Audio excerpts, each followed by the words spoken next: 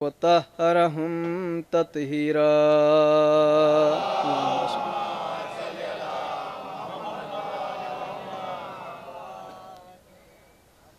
वल्लअनतुद्दाइमतुल बाक़ियतु अला अअदाइहिम व मुनकिरी फ़ज़ाइलिहिम व गासिबी हुक़ूक़िहिम अजमईन। अम्मा बअद फ़क़द क़ाल अल्लाहु सुब्हानहु व तआला फ़ी किताबिहिल करीम व हुवा अस्दक़ुल क़ाइलीन व क़ौलुहुल हक़्क़। बिस्मिल्लाहिर रहमानिर रहीम। या अय्यतुहन नफ्सुल मुतमइन्नह इरजिई इला रब्बिकी राज़ियतम मर्ज़िया फ़दख़ुली फ़ी इबादी वदख़ुली जन्नती। सल्लल्लाहु अलैहि मुहम्मद व आले मुहम्मद।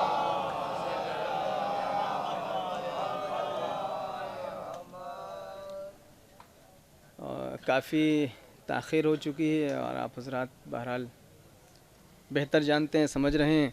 इंशाअल्लाह कोशिश ये होगी कि कम वक्त में अपनी बात को समेट के आपकी खिदमत में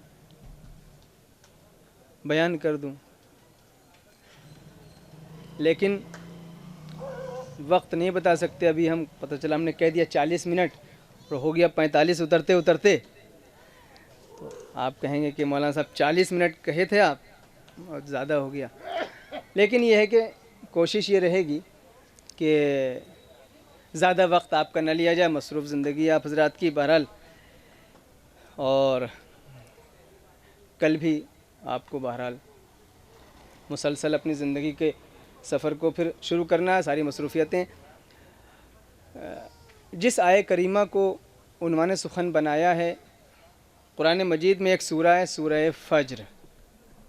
सूरह फ़ज्र की ये आखिर की आयत है जिसमें खुदावंद आलम इरशाद फरमा रहा है कि या अय्यतुहन नफ्सुल मुतमइन्ना, ए नफ्स मुतमइन्ना के मालिक, इरजिई इला रब्बिक, पलट आ अपने रब की तरफ। राज़ियतन मर्ज़िया, इस हालत में कि तू हमसे राज़ी है और हम तुझसे राज़ी हैं। फ़दख़ुली फ़ी इबादी, मेरे ख़ास बंदों में दाखिल हो जा। वदख़ुली जन्नती, और मेरी जन्नत में दाखिल हो जा। पहले ख़िताब है नफ्स मुतमइन्ना का, उसके बाद दो सनदें हैं। मेरे ख़ास बंदों में दाखिल हो जा, मेरी जन्नत में दाखिल हो जा। इसका मतलब यह हुआ कि बंदगान ख़ास में और जन्नत में वही दाखिल हो सकते हैं जिनके नफ्सों में इत्मीनान पाया जाता हो। यहाँ के ऊपर अगर आप गौर फरमाएं तो दो लफ्ज़ें इस्तेमाल हुई हैं, राज़ियतन मर्ज़िया। राज़ियतन मर्ज़िया, क्या मतलब है राज़ियतन और मर्ज़िया का? ये थोड़ा सा आप गौर कीजिएगा। राज़ियतन ये उस नफ्स के लिए कहा जा रहा है जिसको अभी नफ्स मुतमइन्ना कहा है। या अय्यतुहन नफ्सुल मुतमइन्ना, ए नफ्स मुतमइन्ना पलट आ। इस हालत में कि राज़ियतन तू हमसे राज़ी है, मर्ज़िया और हम तुझसे राज़ी हैं। ये जो ख़ास तरतीब रखी है अल्लाह ने, ये एक पैगाम है। पहले ये नहीं कहा कि मर्ज़िया, उसके बाद कहा हो राज़िया, कि हम तुझसे राज़ी हैं और तू हमसे राज़ी है। तवज्जो चाहता हूँ, पहले सनद बंदे को दी जा रही है कि तू हमसे राज़ी है, उसके बाद दूसरी सनद ये है कि जब तू हमसे राज़ी हो गया तो हम तुझसे राज़ी हो गए। इसमें पैगाम ये है कि हम पहले अपनी रज़ा को अल्लाह की रज़ा पर क़ुर्बान करेंगे। जब असल में होता ये है कि बंदा अल्लाह से राज़ी नहीं हो पाता है। ज़िंदगी भर शिकायतें रहती हैं हमें अपनी ज़िंदगी में अल्लाह से, ज़िंदगी भर अल्लाह से शिकायतें। ज़रा सी कोई परेशानी आ जाए शिकायत, ज़रा सी कहीं नौकरी में कोई अड़चन आ जाए शिकायत, कहीं के ऊपर कोई मुसीबत आ जाए शिकायत, बीमारी आ जाए शिकायत, पैसे की कमी वाक़ई हो जाए शिकायत। अज़ीज़ान गिरामी, ये शिकायतें नहीं हैं बल्कि बारगाह इलाही में नारज़ायती का इजहार हो रहा है। बारगाह इलाही में नारज़ायती का इजहार हो रहा है। उसने आवाज़ दी कि जब तक तुम हमसे राज़ी नहीं होगे हम तुमसे कैसे राज़ी हो सकते हैं। अगर मर्ज़ी परवरदिगार हासिल करना है तो पहले अपनी मर्ज़ी को मेरी मर्ज़ी पर क़ुरबान करना होगा। जब अपनी मर्ज़ी को क़ुरबान कर दोगे तो फिर आवाज़ आएगी कि कुछ लोग ऐसे भी हैं कि जो सोते हैं तो मर्ज़ी खुदा का सौदा कर लिया करते हैं। मर्ज़ी खुदा का सौदा कैसे होता है? वो ऐसे होता है कि इंसान अपनी मर्ज़ी को खुदा की मर्ज़ी पर क़ुरबान कर देता है। और जब ये मंजिल आती है तो इरशाद होता है कि वमा तशाऊना इल्ला अन यशा अल्लाह, ये तो कुछ चाहते ही नहीं मगर ये कि वही चाहते हैं जो अल्लाह चाहता है। इस मंजिल पर आने के बाद फिर इंसान के अंदर एक इत्मीनान की कैफियत आती है, इत्मीनान की कैफियत आती है। ये बहुत बड़ी दौलत है। इत्मीनान किसे कहते हैं? इत्मीनान किसे कहते हैं? अज़ीज़ान गिरामी, आज आप किसी से जाके पूछिए कि आप मुतमईन हैं, हर इंसान आपको परेशान नज़र आएगा। हर इंसान आपको परेशान नज़र आएगा, चाहे वो अमीर हो, फ़कीर हो, चाहे वो मालो औलाद रखता हो, चाहे माल और औलाद न रखता हो। आप एक गरीब तरीन शख्स से लेकर के एक अमीर तरीन शख्स तक जा कर के बारी बारी सबसे पूछिए कि आप दिली तौर पर मुतमईन हैं, आप क़ल्बी तौर पर मुतमईन हैं। अज़ीज़ान गिरामी, आपको जवाब नफ़ी में मिलेगा, आपको जवाब इनकार में मिलेगा। जिसके पास पैसे हैं वो पैसे की वजह से परेशान है, जिसके पास पैसे नहीं हैं वो पैसे ना होने की वजह से परेशान है, जिसके पास औलाद नहीं है वो औलाद ना होने की वजह से परेशान है, जिसके पास औलाद है वो औलाद के होने की वजह से परेशान है। दोनों तरीक़े के लोग समाज में मिल जाएंगे आपको। आप पूछिए तो सही, मेरी आमदनी फ़र्ज़ करें 10,000 रुपये है महीने में तो हमें परेशानी होती है, लेकिन जिनकी 10 लाख रुपए है उनसे जाके पूछिए आप।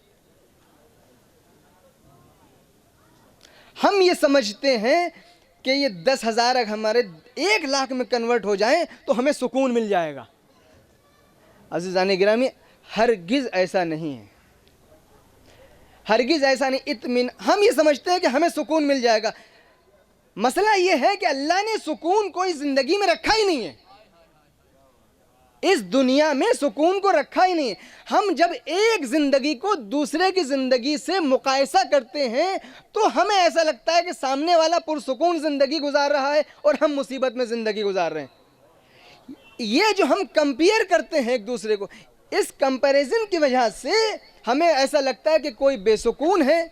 मैं मिसाल दे देता हूँ, हम मई जून की धूप में पैदल सड़क पर चले जा रहे हैं और पसीना आ रहा है, शराबोर हैं, परेशानी में, और बगल से एक साइकिल वाला गुजर जाए। जब वो बगल से गुजरता है तो हमको लगता है यार ये साइकिल अगर हमारे पास होती तो आज हम इतने पसीने में शराबोर ना होते।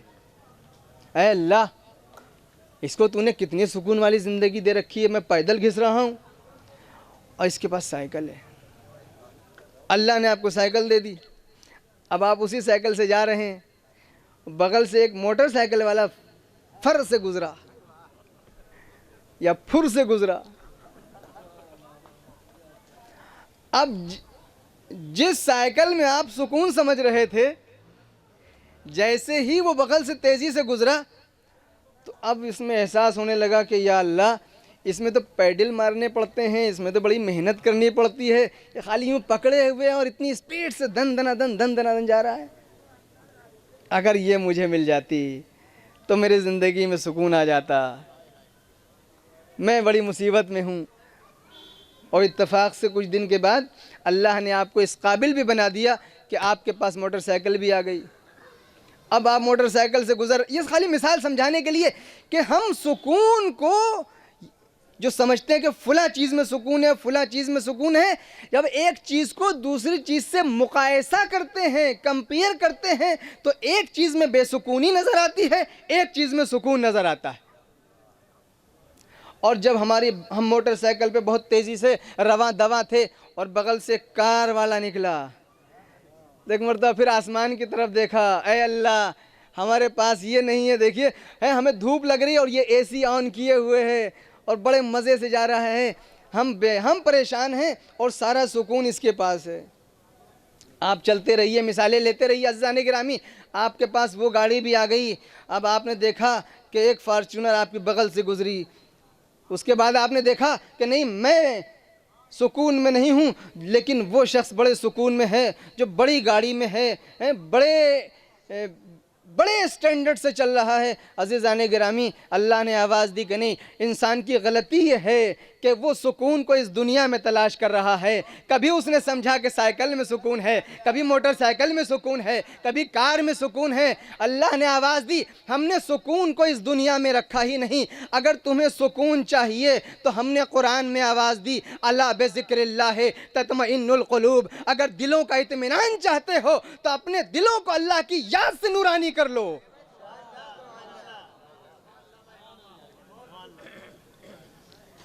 अगर इत्मीनान चाहते हो, अला बिज़िक्रिल्लाह तत्मइन्नुल क़ुलूब, अगर दिलों का इत्मीनान चाहते हो तो अल्लाह की याद से अपने को अल्लाह की याद में मशगूल कर लो। अज़ीज़ान गिरामी, जब आपको कभी कोई परेशानी हो, जब आप किसी कैफियत में मुब्तला हों, जब आप उस टेंशन में मुब्तला हों, ऐसे डिप्रेशन में जा रहे हों कि कायनात की कोई ताकत आपको ना निकाल पा रही हो, मैं आपको यहाँ पे बैठ के बता रहा हूँ कि आप मुसल्ला बिछाइएगा, वज़ू कीजिएगा, दुनिया के सारे सहारों से अपनी उम्मीद को तोड़िएगा और सारे सहारों के सहारे से अपनी उम्मीद को जोड़िएगा। आपको वो करार मिलेगा जो दुनिया की कोई ताकत आपको अता नहीं कर सकती।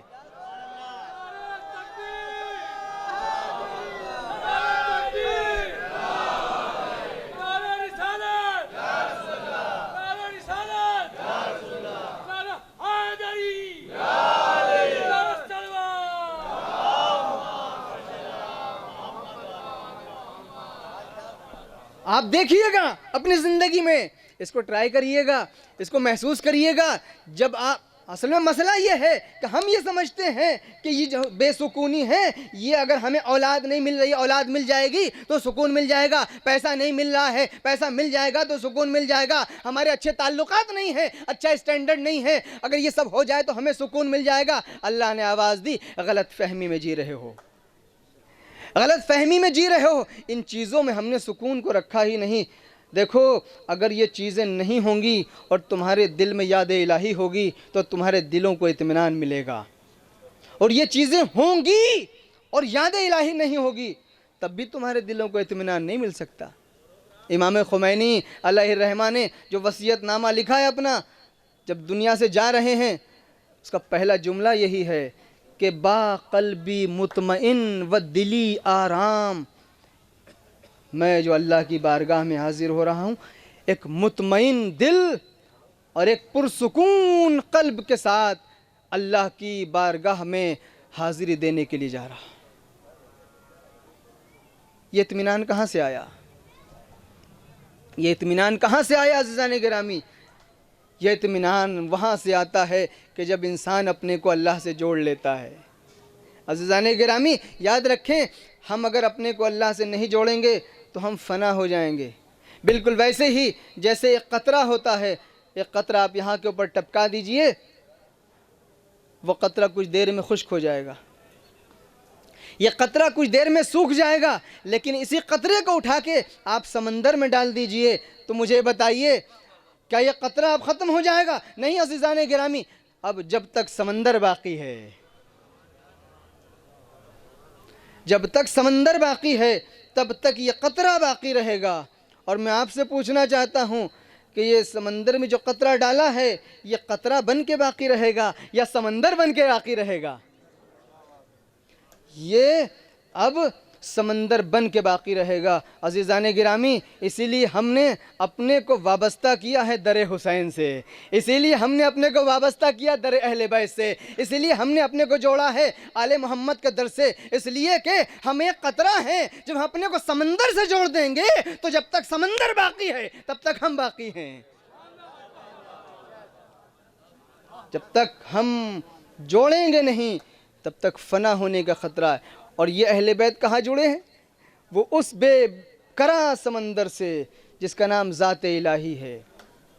अज़ीज़ान गिरामी, आज दुनिया कहती है कि इतने दिन हो गए करबला का तज़किरा अभी तक कर रहे हो, इतना ज़माना गुजर गया करबला की याद को अभी तक मना रहे हो, इतनी मुद्दत गुजर गई अभी तक इस जिक्र को तुम बचाए हुए हो। आखिर इस जिक्र में क्या रखा है जो अभी तक इसको बचा के रखा है? अभी तक इसकी हिफाजत कर रहे हो, अब तक इसको बचाए हुए हो। हम उनसे बस एक ही जवाब कहते हैं कि नहीं, ये तुम्हारी गलतफहमी है कि जो तुम ये समझ रहे हो कि हमने करबला को बचा के रखा है। नहीं, करबला ने हमको बचा के रखा है। हम कौन होते हैं जो करबला को बचाएंगे?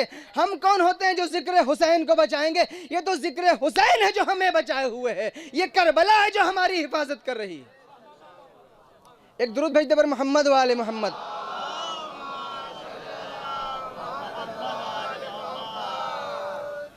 अज़ीज़ान गिरामी, इत्मीनान की दौलत जो मैंने आपकी खिदमत में अर्ज़ किया, इमाम हुसैन अलैहिस्सलातु वस्सलाम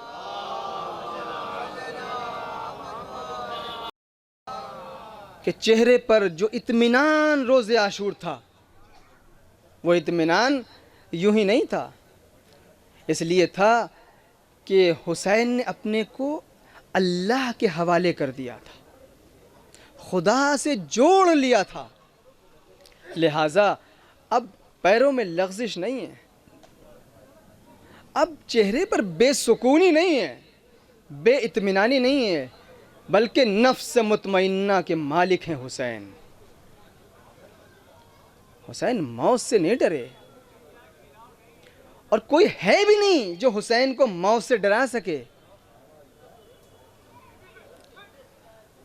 कोई पैदा नहीं हुआ जो हुसैन को मौत से डरा सके।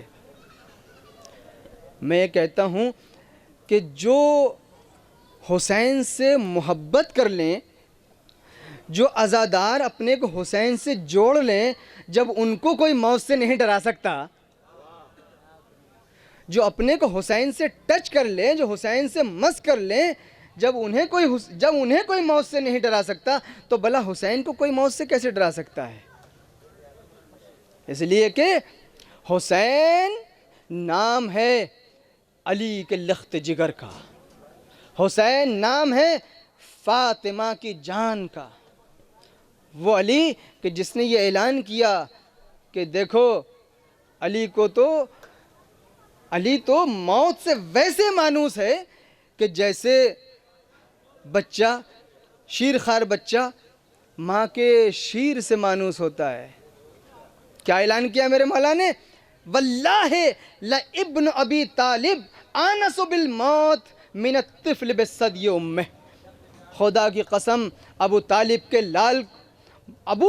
का लाल मौत से उससे ज़्यादा मानूस है जितना शीरखार बच्चा माँ के दूध से मानूस होता है। अज़ीज़ान गिरामी, ये अली इब्न अबी तालिब ने ऐलान किया है कि हमें मौत से मत डराना, हम ख़ानदान बनी हाशिम वाले हैं, हम ख़ानदान अबू तालिब वाले हैं, जिनकी रगों में अबू तालिब का लहू दौड़ रहा है, उन्हें कोई मौत से नहीं डरा सकता। और मौला ने यह नहीं फरमाया कि अली को कोई मौत से नहीं डरा सकता, अली मानूस है, नहीं, बल्कि इब्न अबी तालिब ये लफ्ज़ इस्तेमाल किया है कि अबू तालिब का लाल मौत से उस बच्चे से भी ज़्यादा मानूस है। मौला कह देते कि अली मौत से ज़्यादा मानूस है, नाम ले लेते, ये क्यों कहा कि फ़र्जंद अबू तालिब, ये क्यों कहा कि अबू तालिब का लाल? तो शायद अली जवाब दें कि देखो, अगर मैं अपना नाम लेता तो सिर्फ मेरे किरदार का ऐलान होता। मैंने अबू तालिब का नाम लेकर के बताया कि याद रखो, पूरी कायनात मौत से डर सकती है लेकिन नस्ल अबू तालिब मौत से नहीं डर सकती। एक मरतबा दुरूद भेज दे पर मोहम्मद वाले मोहम्मद।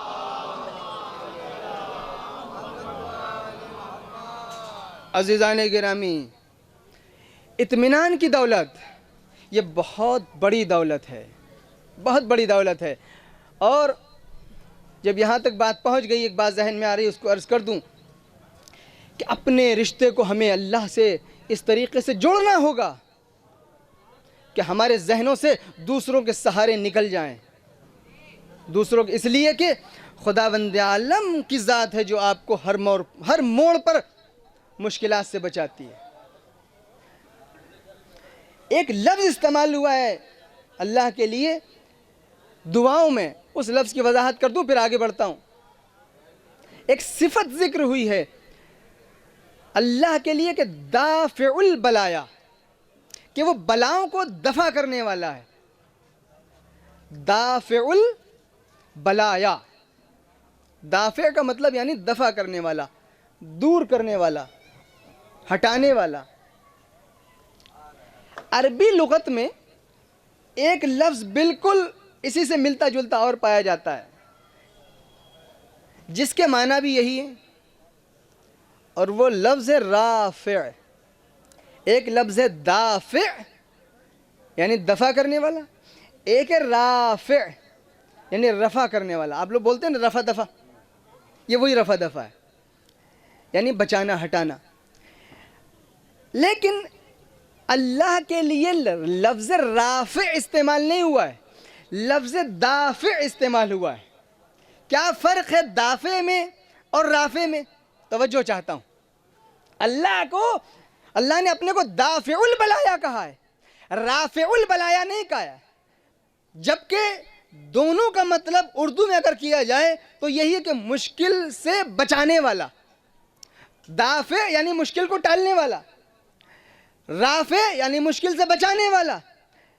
राफ़े का मतलब भी मुश्किल से बचाने वाला, दाफ़े का मतलब भी मुश्किल से बचाने वाला, लेकिन राफ़े इस्तेमाल नहीं हुआ, दाफ़े इस्तेमाल हुआ।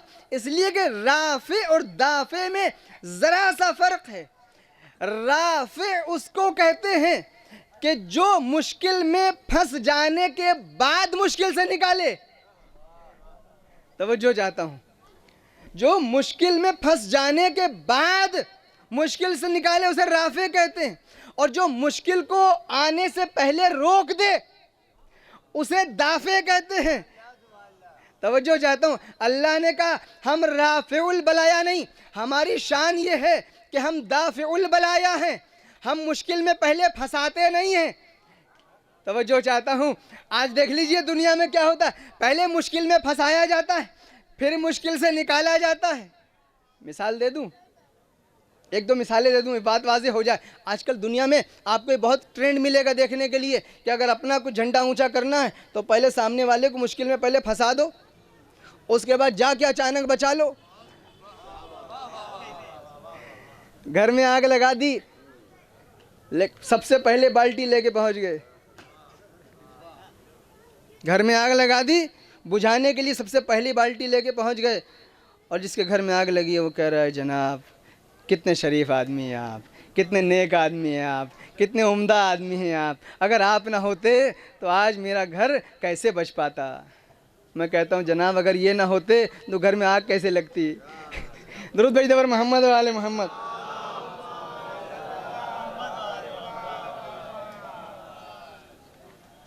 अज़ीज़ाने गिरामी, तो पहले इंसान का मिजाज ये है कि पहले मुश्किल में फंसाता है, फिर मुश्किल से बचाता है। ये भी मिसाल जहन में आगे देखिए, बस में चढ़े आप और अब आपको टिकट कटवाना है, टिकट लेना है कंडक्टर से। बगल में आपकी एक शख्स और चढ़ा और उसने मौका पाते ही आपकी जेब साफ़ कर दी। उधर कंडक्टर आया, कहा कि लाइए किराया दीजिए, पैसे दीजिए। आपने जेब में हाथ डाला तो अब जेब ही नहीं है, जेब हो तो उसमें कुछ हो, जेब ही साफ। अब एक शरीफ आदमी हक्का बक्का करे तो क्या करे? कंडक्टर का पैसा दीजिए, क्या हुआ, परेशानी क्या है? अब कुछ बोल नहीं पा रहे हैं, शर्म माने हो रही है। एक मर्तबा बगल से एक आवाज़ आई कि जनाब क्या हुआ, क्या परेशानी है? कहा वो मेरी जेब कट गई, पैसे थे उसमें सब निकल गए। कहा आप घबराइए नहीं, परेशान ना होइए, कंडक्टर साहब आप इनका टिकट बनाइए, पैसे हम देंगे। बात समझ रहे हैं आप? उन्होंने पैसे दे दिए और आपने उनकी तारीफ़ों के पुल बांधने शुरू कर दिए कि जनाब कितने शरीफ आदमी हैं, वाक़ई आप ही की वजह से तो दुनिया चल रही है। अगर इतने नेक इंसान दुनिया में ना हो तो ये दुनिया कब की ख़त्म हो जाए। अगर आप ना होते आज हमारा क्या होता? फिर मेरा वही जुमला कि जनाब अगर ये ना होते तो कुछ होता या ना होता, लेकिन आपकी जेब होती। अज़ीज़ाने के तो दुनिया का मिजाज ये है कि पहले मुश्किल में फंसाता है। इंसान का मिजाज ये है कि पहले मुश्किल में फंसाता है, फिर मुश्किल से बचाता है। लेकिन अल्लाह ने आवाज़ दी कि देखो हमारी शान बिल्कुल अलग है। हम वो नहीं कि पहले मुश्किल में फंसाएं उसके बाद मुश्किल से बचाएं, नहीं, हम राफ़िउल बलाया नहीं हैं, हम दाफ़िउल बलाया हैं। हम मुश्किल से फंसाते नहीं हैं, हम तो मुश्किल से बचाते हैं। लिहाजा हम इसीलिए उस मुश्किल कुशा के मानने वाले हैं जो कभी मुश्किल में फंसाता नहीं है, बल्कि हर मुश्किल से हर इंसान को पहले बचाया करता है। दुरूद भेजते पर मोहम्मद वाले मोहम्मद।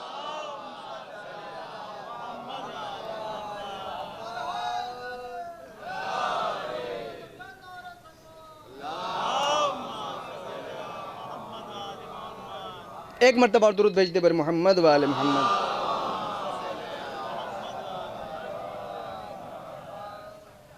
अज़ीज़ाने गिरामी,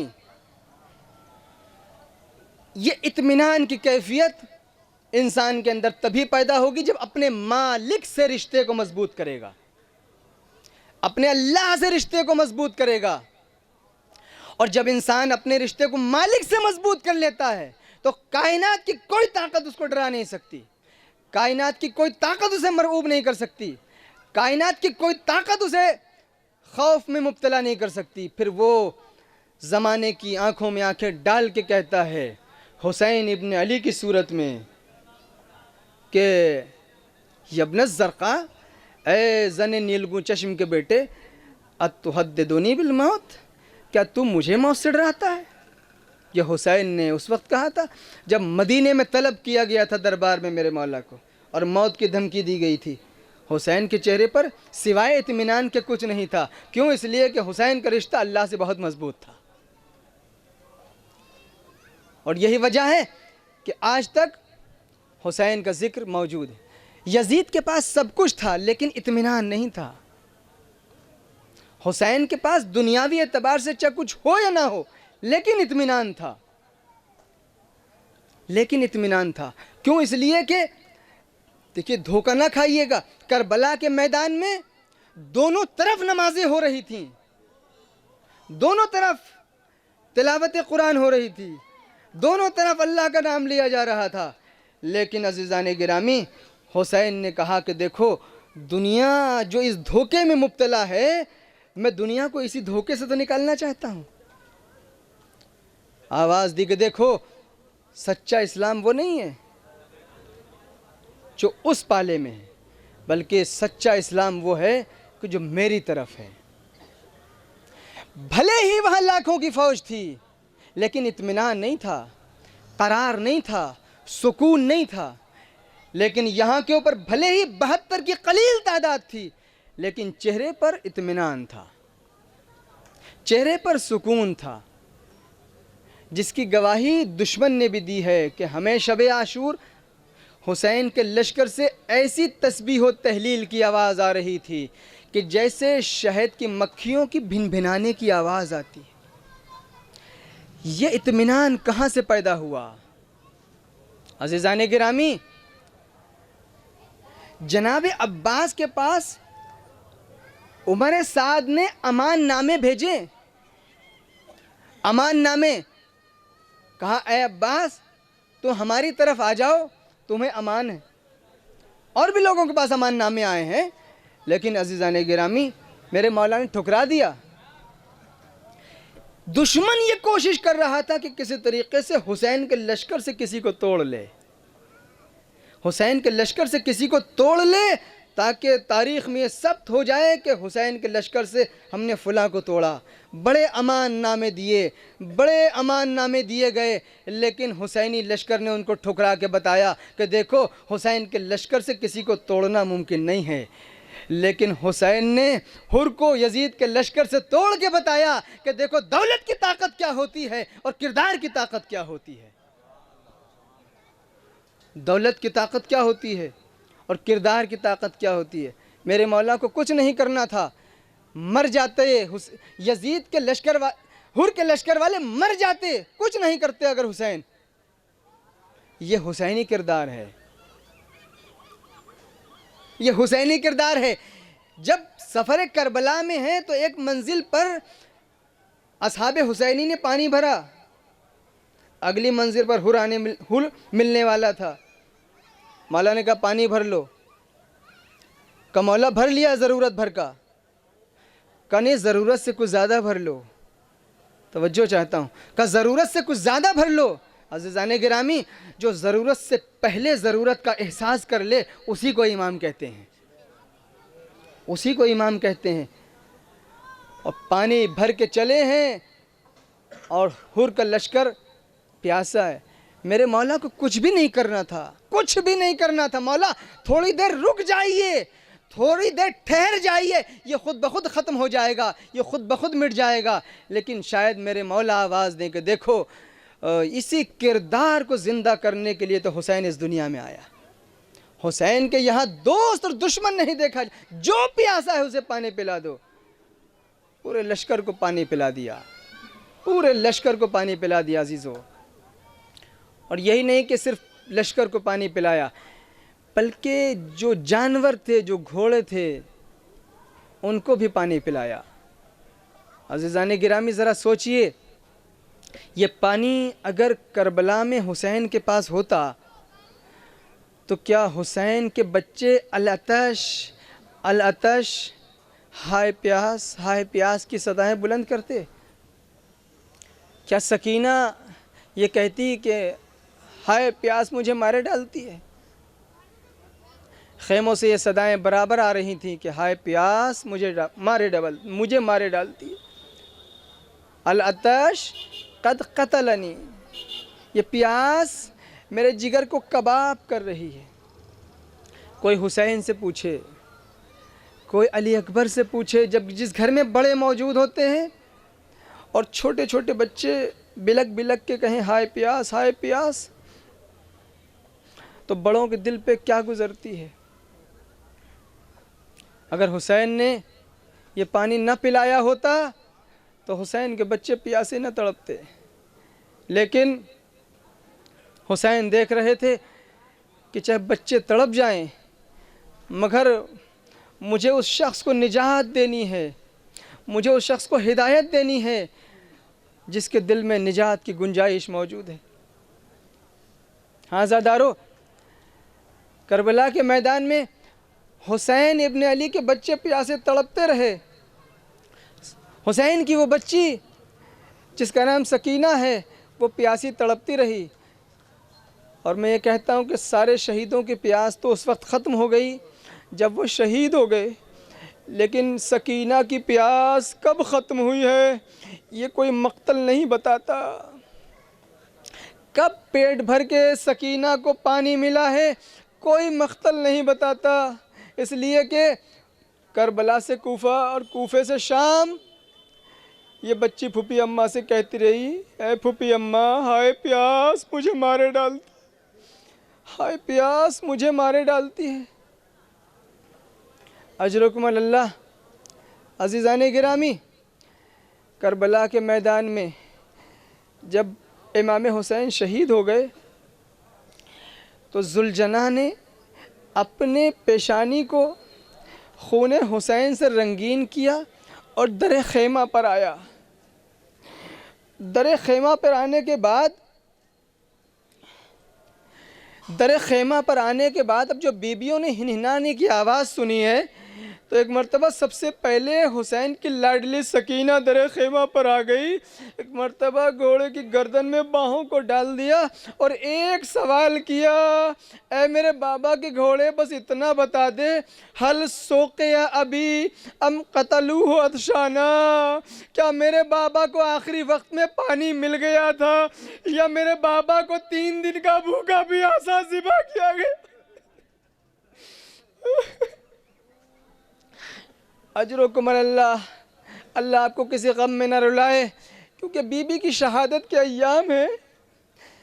मैं चाहता हूँ जनाब सकीना की प्यास का तज़किरा कर दूँ। कितनी प्यासी है ये बच्ची, कितनी प्यासी। 4 साल का सिन, 4 साल का सिन क्या कोई सिन होता है? कितने नन्हे नन्हे हाथ होते हैं, कितने नन्हे नन्हे पैर होते हैं, कितने नन्हे नन्हे रुखसार होते हैं। मक्तल ने लिखा है, बच्ची की मासूमियत देखिए। एक मर्तबा करबला के मैदान में जब देखा, जब सब शहीद हो गए, मेरा बाबा बिल्कुल तन्हा रह गया, तो एक जुमला फरमाया बच्ची ने, या अबता रुद्दना इला हरम जद्दना, बाबा क्या ऐसा मुमकिन है कि हमें आप मेरे नाना के मदीने पहुंचा दीजिए।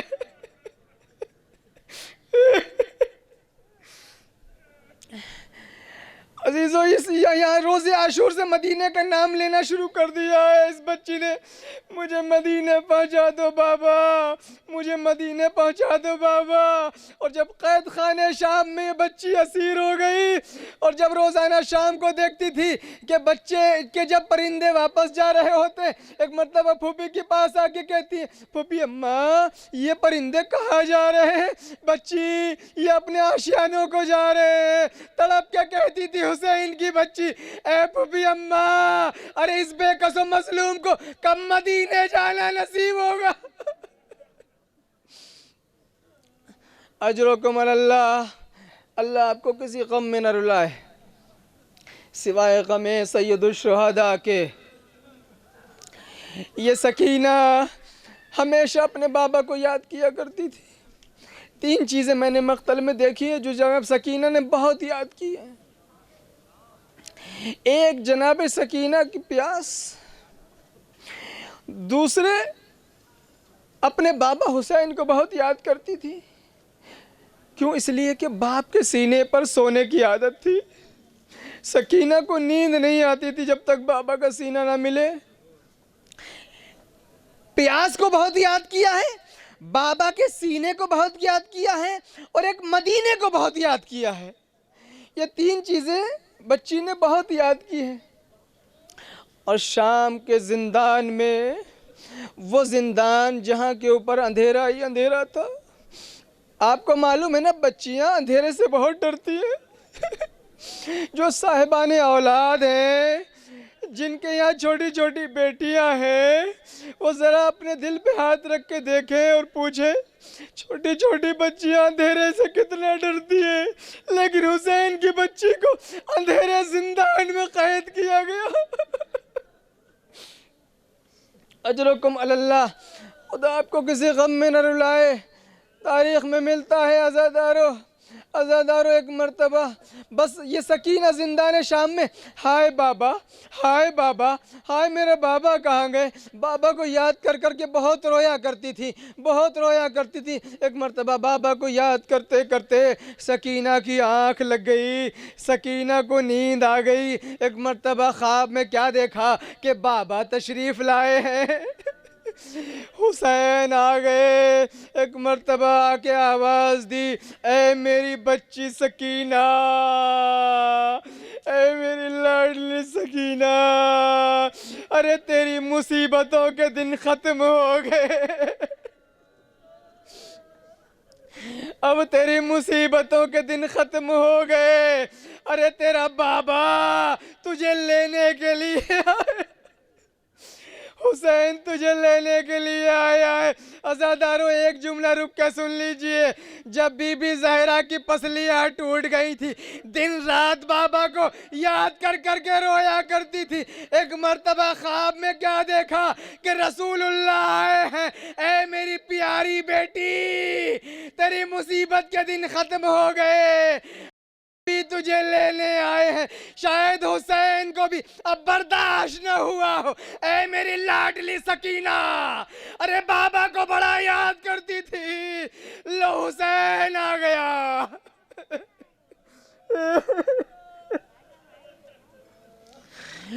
लो हुसैन आ गया। अजरुकुम अल्लाह, अजरुकुम अल्लाह। बस हज़ारों बच्ची ने बाप को ख्वाब में देखा। बच्ची ने बाप को ख्वाब में देखा।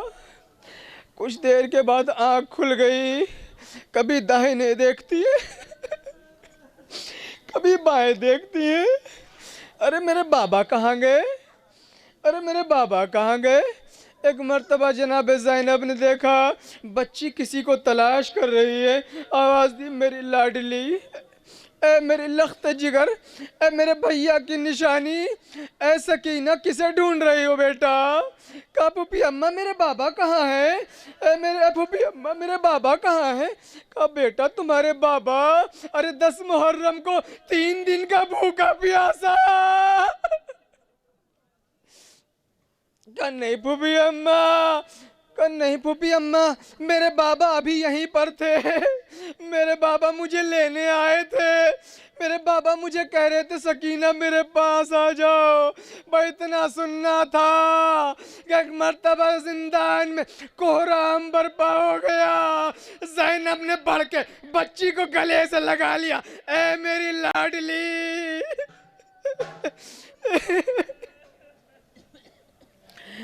ऐ मेरे लाडली, तेरा बाबा अब नहीं आएगा। मैं इतना सुनना था। बच्ची ने रोना शुरू किया। अजरुकुम अल्लाह, अल्लाह आपको किसी गम में न रुलाए। बाज़ लोगों ने 4 साल का सिन लिखा है और बाज़ मकातिल ने 3 बरस की उम्र लिखी है। 3 और 4 बरस का क्या सिन होता है।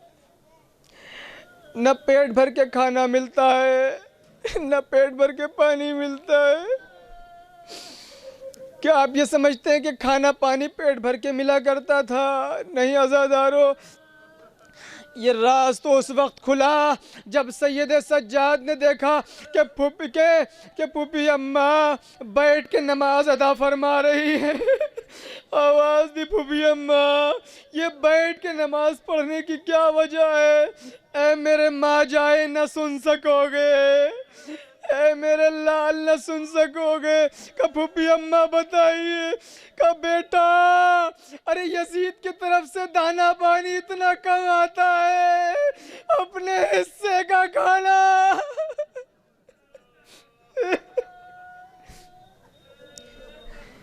अजरुकुम अल्लाह, खुदा आपको किसी गम में न रुलाए।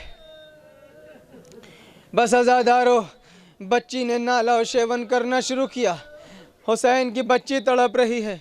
यह आवाज़ बाहर तक पहुंची, यजीद के दरबार तक यह आवाज़ पहुंची कि हुसैन की बेटी है जिसे करार नहीं आ रहा है। हुसैन की बच्ची है जिसे करार नहीं आ रहा है। का क्या बात है? का उसने अपने बाप को ख्वाब में देखा। उसने हुसैन को ख्वाब में देखा है, बच्ची बहुत तड़प रही है। यजीद ने कहा हुसैन का सर सकीना के पास भेज दो। बस अज़ादारों सुन सकोगे। का हुसैन का सर भेज दो। एक तबक में हुसैन का सर रखा गया, ऊपर से कपड़ा डाल दिया गया। अंधेरे जिंदान में एक मर्तबा उस तबक को लेकर के एक रोशनी के साथ एक शख्स आगे बढ़ रहा है। सकीना ने समझा कि शायद ये लोग खाना लेके आ रहे हैं। शायद खाना लेके आ रहे हैं। आवाज़ दी, अरे सकीना को ना अब खाने की जरूरत है न पानी की जरूरत है। अजरकुम अल्लाह। एक मर्तबा तश्त करीब आया, तश्त करीब आया, सुन सकोगे अज़ादारो? खुदा किसी 4 साल की बच्ची को ये मंजर न दिखाए। अब जो कपड़े को हटाया गया, क्या देखा कि बाप का कटा हुआ सर है, बाप का कटा हुआ सर है। अज़ादारो बस एक मर्तबा, अरे 10 मुहर्रम के बाद आज इतने करीब से सकीना बाप के चेहरे को देख रही, क्या देखा? अरे सर गुबार आलूद है, रेशे मुबारक खून से तर है, अरे चेहरे के ऊपर जख्म के निशान है, जगह जगह खून लगा हुआ है। एक मर्तबा ममता जोश में आ गई, सर को उठा लिया, कलेजे से लगा लिया, ऐ मेरे बाबा आपका ये हाल किसने बनाया?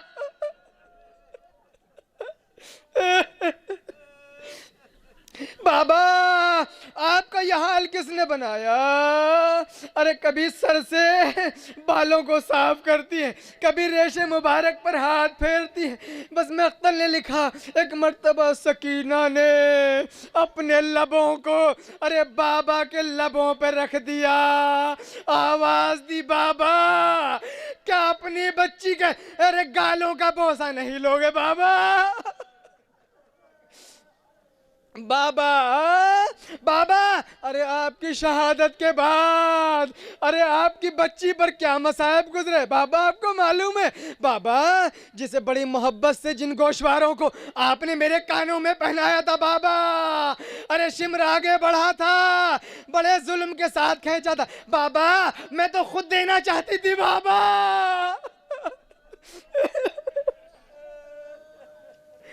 बाबा अरे जिन रुखसारों पर आप प्यार करते थे बाबा, बाबा जिन गालों पर आप बोसे लेते थे बाबा, अरे शिमर के ताजियाने और शिमर के तमाचों से इन रुखसारों की रंगत करबला से कूफा, कूफे से शाम, इन रुखसारों का रंग बदलता रहा बाबा।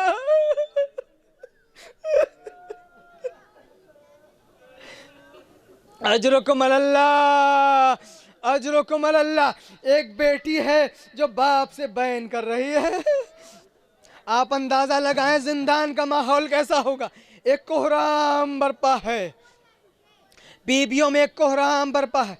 एक बेटी है जो कटी हुई गर्दन पर कभी अपने बाबा की कटी हुई गर्दन का बोसा लेती है, कभी पेशानी का बोसा लेती है, कभी रुखसारों का बोसा लेती है, कभी लबों का बोसा लेती है और बैन करती जाती है, बाबा बाबा देखो तो सही आपकी सकीना पे क्या गुजर गई। बैन करते करते मख्तल ने लिखा, कुछ देर के बाद सकीना खामोश हो गई। कुछ देर के बाद बैन करते करते सकीना खामोश हो गई। बीबियों ने सोचा कि शायद बहुत दिन के बाद बाबा का सर मिला है, इसलिए शायद बच्ची को नींद आ गई है। ज़ैनब ने कहा कि सकीना को सोने दो, शायद बच्ची सो गई है। कुछ देर के बाद जनाब ज़ैनब ने कहा, ए बेटी सकीना तुम कुछ बोलती क्यों नहीं हो? ए बेटी सकीना तुम कुछ बोलती क्यों नहीं हो? एक मर्तबा कुछ देर के बाद जब देखा कि बदन में हरकत नहीं हो रही है, घबरा के अपनी बहन उम्मे कुलसुम को बुलाया, ए बहन उम्मे कुलसुम ज़रा नज़दीक तो आओ।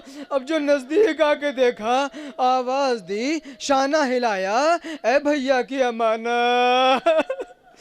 ए मेरे भैया की निशानी। बस एक मर्तबा जब देखा सकीना मुंह से कुछ नहीं बोलती, तड़प के सैयद सज्जाद को आवाज दी, ए बेटा सैयद सज्जाद जरा करीब तो आओ। बस सैयद सज्जाद ने अरे हथकड़ियों को संभाला, पाँव की बेड़ियों को संभाला, सकीना के पास आए, अरे नब्ज के ऊपर हाथ रखा, एक मर्तबा तड़प के कहा, ए फूफी अम्मा इन्ना लिल्लाह व इन्ना इलैहि राजिऊन। फूफी अम्मा अरे मेरी बहन, मेरी बहन मर गई फूफी अम्मा, मेरी फूफी अम्मा सकीना इस दुनिया में न रही। अजरुकुम अलल्लाह, अजरुकुम अलल्लाह। बस एक मर्तबा कोहराम बरपा हुआ, एक नन्ही सी कब्र खो दी गई। मुझे नहीं मालूम क्या गुजरी सैयद सज्जाद के ऊपर, अल्लाह किसी भाई को ये मंजर न दिखाए। अरे वो भाई जो हथकड़ियों में जकड़ा हुआ, बेड़ियों में जकड़ा हुआ, सामने 4 साल की बहन का जनाजा है, अरे उसी कुर्ते में सकीना को दफन कर दिया गया। इसीलिए मैं कहता हूँ अरे सारी बीबियों को कैद खाने से रिहाई मिल गई, लेकिन अगर किसी को रिहाई न मिली तो हुसैन की बच्ची सकीना को सारी बीबियां आ गईं मगर सकीना नहीं आई।